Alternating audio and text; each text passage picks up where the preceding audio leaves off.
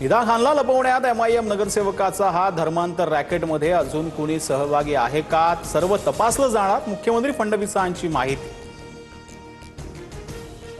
Nashik TCS धर्मांतर प्रकरणातील आरोपी निदा खानला 11 तारखेपर्यंत पोलीस कोठडी। काल एमआयएम नगरसेवकाच्या घरातून केली होती अटक।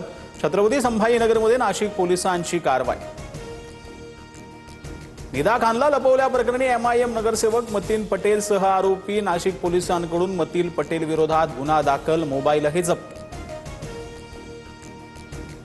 शुभेंदू अधिकारी पश्चिम बंगालचे नवे मुख्यमंत्री अमित शहांच्या नेतृत्वातील बैठकीत विधिमंडळ दलाचा नेता म्हणून निवड, उद्या मुख्यमंत्री पदाची शपथ घेणार।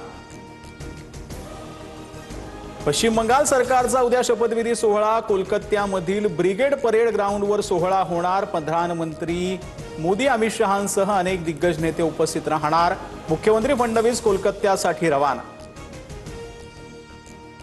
तमिळनाडूत टीव्हीके पक्षाला दोन्ही डावे पक्षांसह व्हीसीके पक्षाचाही पाठिंबा। 118चं बहुमत जुळवल्यानंतर तलपती विजय यांच्याकडून राज्यपालांकडे सत्ता स्थापनेचा दावा, राज्यपालांच्या भूमिकेकडे लक्ष।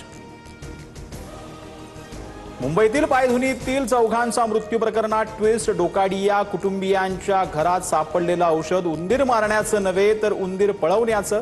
त्या औषधात झिंक फॉक्साईड नसल्याची पोलीस सूत्रांची माहिती।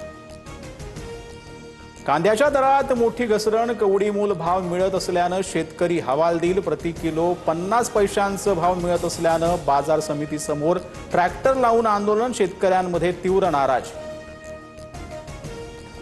राज्यातील कांदा उत्पादक शेतकऱ्यांची स्थिती विदारक। संभाजीनगरातल्या पैठणमध्ये 1 टन कांदा विकून हाती 0 रुपये, उलट आडत्यालाच खिशातून दिला 1 रुपया, तर करमाळ्यात 73 पोती कांदा विकणाऱ्या शेतकऱ्याच्या हातात केवळ 400 रुपये।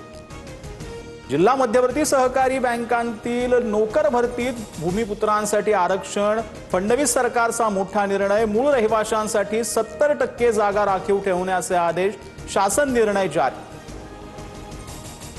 मीरा भाईंदर शासकीय जमीन प्रकरणात राज्य सरकार सर्वोच्च न्यायालयात जाणार। उच्च न्यायालयाने दिलेल्या निकालामुळे 254 एकर जमीन खासगी कंपनीच्या घशात, जमीन परत मिळवण्यासाठी सरकार कोर्टात जाणार।